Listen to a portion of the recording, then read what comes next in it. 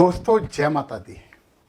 गुरु महाराज की प्रिय राशि मीन राशि के जातकों, आपके लग्न में बनने वाला सूर्य ग्रहण अब खत्म हो रहा है।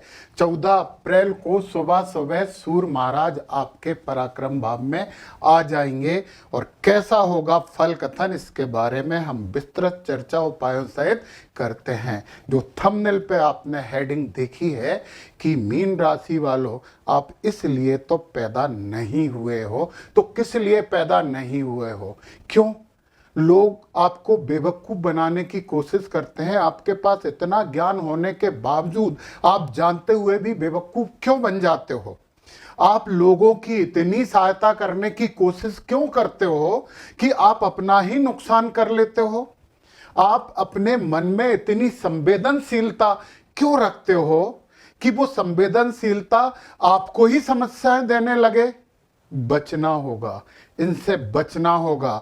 चलिए फल कथन के साथ साथ इनसे बचने की बातें भी हम करते हैं। आप ज्ञानी हो, विद्वान हो और श्रेष्ठ हो, तो अपनी श्रेष्ठता को छोटी छोटी चीजों में आप जाया मत करिए। चलिए हम बात करते हैं सबसे पहले लगन की। ये आपका व्यक्तित्व है। चूंकि आपकी राशि मीन है तो धीर, गंभीर और ज्ञानी व्यक्तित्व है।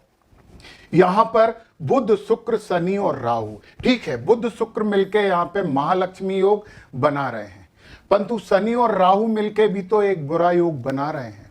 परंतु अच्छी बात क्या है कि शुक्र और शनि और राहु मित्र हैं। बुध नीच राशि में है, परंतु बुध और शुक्र के साथ अच्छे संबंध है और बुध भी शनि के लिए मित्र है।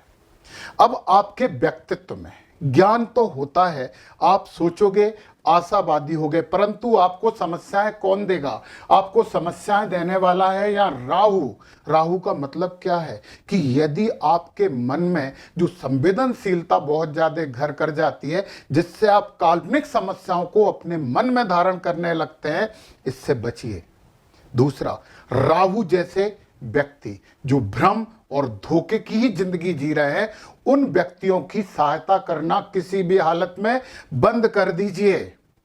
ओम नमो नारायण का जप करिए और सहायता उतनी कीजिए जितना कि वो योग है। क्षमा उसको कीजिए जो क्षमा का अधिकारी है। जहरीले सांपों को क्षमा करने की प्रवृत्ति जो आप में है ना, उसे हटा दीजिए। तो लक्ष्मी नारायण योग है, तो आप सोचेंगे, अच्छा सोचेंगे, संवेदनशीलता बढ़ेगी, तो यहां पे हर कोई व्यक्ति आके आपको चिंतित कर जाएगा। नहीं होना है, सुनना ही नहीं है। आपके अंदर ज्ञान है, आप उसकी बात सोचिए। तो दूसरा व्यक्ति आपको चिंतित करने आए तो वो ही चिंतित होके जाना चाहिए मीन राशि के जात को, और वो व्यक्ति राहु टाइप का व्यक्ति होता है। शनि महाराज कर्मवीर होते हैं, कठोर कर्म करवाते हैं और 100 रुपए का कर्म करवा के 60 रुपए देते हैं। इसलिए शनि महाराज की कोई ज्यादा समस्या यहाँ है नहीं। हाँ, बुध नीच राशि के परंतु शुक्र के साथ अच्छे संबंध बनाए हैं, तो अपने अंदर जो विचार दुर्बुद्धि वाले आते हैं, उन विचारों से भी आपको निजात पाना है। और उसके लिए ओम गम गणपते नमः का जप करिए। पूरे भावों के लिए 2 विशेष रेमेडी यही है, ओम नमो नारायण और ओम गम गणपते नमः करते रहिए। आप इसको आदत में डाल लीजिए। चलिए हम दूसरे भाव में आते हैं। धन, वाणी, परिवार का भाव है। आपके वाणी में एक तेज होगा, आपकी वाणी में एक ओज होगा। बस इस ओज को आप थोड़ी सी शांति के साथ प्रदर्शित करिए। आप किसी को हर्ट करने की कोशिश मत करिए, जो कि आप करते ही नहीं हो, तो उसकी समस्या है ही नहीं।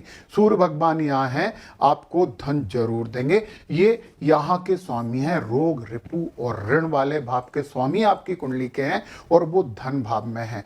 तो धन आएगा और धन आएगा, आपके शत्रु भी आपसे परास्त होंगे, परंतु सोच आपको बदलनी होगी। शत्रुओं को क्षमा नहीं। श्री कृष्ण भगवान के गीता का ज्ञान आप जरूर अपने दिमाग में रखिए।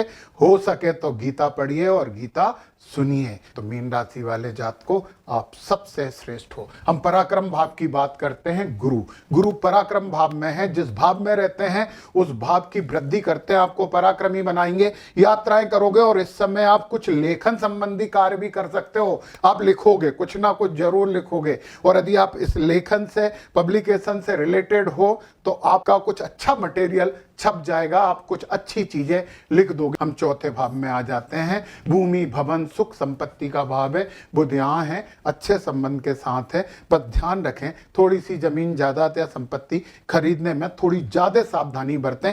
कागज खुद चेक कर लें या किसी अच्छे वकील से या जानकार से चेक करवा लें। वाहन खरीदने के लिए थोड़ा सा रुक जाओ। बुध जब यहाँ आ जाते हो अपने आप वाहन खरीद लोगे, तो थोड़ा सा इंतजार करें।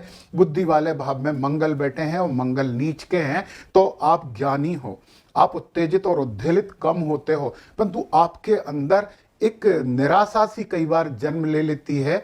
मतलब आपको लगता है अरे यार अरे यार अरे यार, ऐसा कुछ आपके मन के अंदर आता है। तो वो समस्याओं से आप बचिए, परंतु शिक्षा के लिए यहाँ पे ये ठीक है और अच्छे हैं। अब आप आ जाइए आपके रोग रिपु और ऋण के। तो ये आपके वाणी भाव और कुटुंब भाव में बैठे हैं। अपने परिवार को साथ ले लो, तीनों समस्याएं खत्म होंगी, परंतु अभी ऋण लेने से बच जाएं। लोन लेके कोई काम अभी नहीं करें, कम से कम 18 मई तक। अब आपके 7वें भाव में जाएं। आपको जीवन साथी से अलगाव महसूस होगा, थोड़ा सा डिटेक्शन महसूस होगा, और इसके स्वामी यहाँ बैठे हैं, तो कुछ ऐसी बातें भी आप कर दोगे जो शायद उन्हें अच्छी नहीं लगे। तो बातें थोड़ा सा सोच समझ के और अपने ज्ञान का उपयोग करते हुए करिए। मैंने बोला है आपसे कि आपके पास भरपूर ज्ञान है, उसका उपयोग करिए, और उसके आधार पे जब आप चर्चा करेंगे, कम्युनिकेशन करेंगे, तो आपको हमेशा फायदा होगा। परंतु फिर भी एक बात बता दूं कि यदि आपको लगे कि आपके पार्टनर, यदि आप कोई व्यापार करते हैं, आपको धोखा देने की कोशिश करते हैं, तो आप ईमानदारी से समझा लीजिए उन्हें। अब आपके 8वें भाव में आ जाते हैं। चंद्रमा यहाँ बैठे हैं, परंतु चंद्रमा तो 2.25 दिन में राशि बदल लेते हैं, तो हम यहाँ चंद्रमा महाराज की कोई ज्यादा बात कर नहीं रहे। यहाँ पे 7 और इसके शुक्र यहाँ पे बैठे हैं, तो लक्ष्मी नारायण योग बना के बैठे हुए हैं। तो अचानक संपत्ति मिल सकती है, परंतु इसके लिए आप ऐसा नहीं करें कि लाठी जुआ सट्टा शुरू कर दें। उससे तो वैसे भी आप लोग थोड़ा दूर ही रहते हैं, तो दूर ही रहिए। पीड़ा मिलने की संभावना नहीं है, और गुप्त विद्याएं आप जरूर जानेंगे। कुछ अच्छी चीजें, अच्छा ज्ञान आप और अर्जन कर लेंगे। तो ये तो आपके लिए सोने में सुहागा वाली बात हो गई। अब हम भाग्य पे आ जाते हैं। तो भाग्य के स्वामी मंगल नीच की राशि में बैठे हैं, परंतु 5वें भाव में बैठे हुए हैं। शिक्षा अच्छी होगी आपकी, बाकी भाग्य सामान्य रहेगा, ना तो कम और ना ही ज्यादा। आप आ जाइए कर्म के भाव में। तो गुरु की राशि, और गुरु की राशि जब ये है और गुरु की राशि के जात को आप हो, और यहाँ गुरु बैठे हैं पराक्रम में, तो फिर आप ऐसे समय एक अच्छे वक्ता बन सकते हो। जब किसी मंच पे जाके आप बोलोगे तो लोग सुनेंगे और वाह वाह करेंगे, और वाह वाह नहीं करें तो उनके अंदर से तो आवाज आएगी, वाह क्या बात है। तो आप बोलिए, लिखिए, कर्म को इस क्षेत्र में लेके आइए। धार्मिकताओं से आप वैसे ही जुड़े रहते हैं, और जुड़ जाइए, फायदा आपको जरूर होगा। अब हम आ जाते हैं लाभ भाव में, और लाभ भाव के स्वामी शनि यहाँ पे बैठे हैं, और बुध शुक्र के साथ लक्ष्मी नारायण योग के साथ बैठे हैं। राहु थोड़ी सी समस्या है, ऐसे दोस्तों से बचिए जो आपके सामने दोस्त हैं, परंतु आपके जाने के बाद वो आपके दुश्मन हो जाते हैं। इन लोगों को पहचानिए। आप में क्षमता है पहचानने के लिए। आप इसलिए पैदा नहीं हुए हैं कि लोग आपको बेवकूफ बना के चले जाएं और आप बोले छोड़ो कोई बात नहीं। नहीं नहीं, आप उन्हें पहचानिए और अपनी क्षमता अनुसार मानसिक रूप से सजा दीजिए। हाथ पैरों की बात नहीं कर रहा हूं मैं यहाँ पे, उन्हें दूर कर दीजिए, फायदे में रहेंगे आप। और ये विदेश भाव है, मोक्ष का भाव है, और शनि महाराज मोक्ष भी करवाते हैं। ऐसा नहीं है कि शनि महाराज केवल कर्म ही करवाते हैं, परंतु कर्म करवाते हैं मोक्ष के मार्ग पे। तो मोक्ष के मार्ग पे कर्म होंगे। विदेश से आय हो सकती है, आप विदेशों से एक अच्छा संबंध बना सकते हो। बाकी एक काम यदि आप ये करें तो कुछ बीमारों की यदि आप सेवा कर सकते हैं तो बहुत अच्छा होगा। तो मीन राशि के जात को आप किस लिए पैदा हुए हो? आप दुनिया को ज्ञान देने के लिए पैदा हुए हो। आप ऐसा काम करने के लिए पैदा हुए हो कि लोगों को लगे कि ये किया है और पीड़ित मानवता को उसका फायदा मिले। आप अपनी संवेदनशीलता के लिए, दुखी होने के लिए पैदा नहीं हुए हो। आप दुश्मनों को माफ कर करके उनसे अपना नुकसान करवाते रहने के लिए पैदा नहीं हुए हो। जय माता दी।